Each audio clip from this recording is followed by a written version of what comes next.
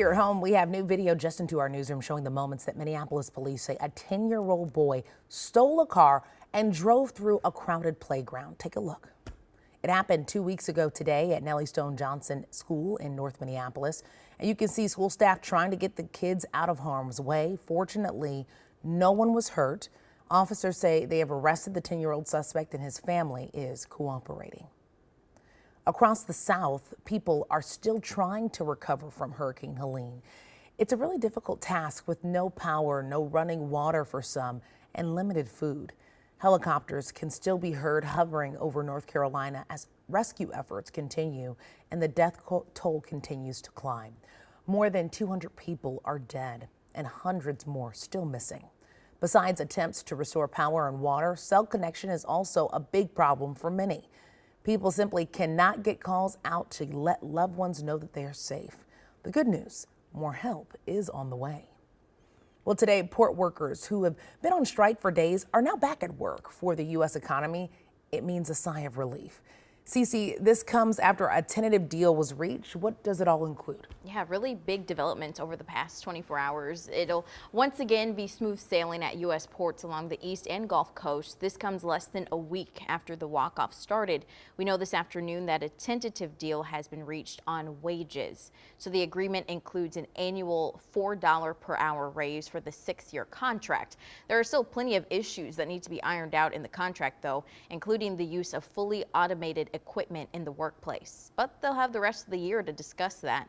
The Dock Workers Union agreed to extend its contract with the Maritime Alliance to January 15th, 2025. The tentative deal still needs to be completed and ratified before it's set in stone.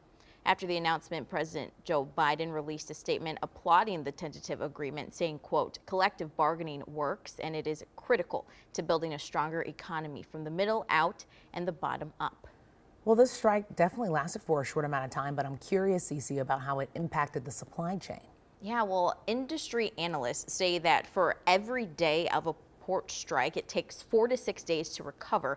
But they say a short strike of a few days probably wouldn't mess up the supply chain too badly. Cece, thank you so much for that perspective. New at noon now, we've got an inside look at a new business making its debut at George Floyd Square.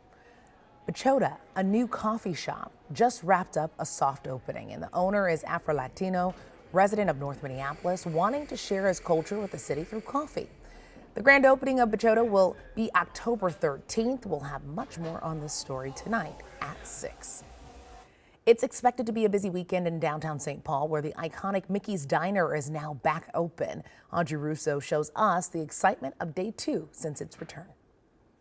It was take 2 of the grand reopening here at Mickey's Diner in downtown St. Paul. Cooks getting ready for the breakfast rush as it opened up at 7 o'clock this morning. And we were here at the diner yesterday as it reopened for the very first time in 4 years. The place was backed up with old and new customers getting that taste of nostalgia.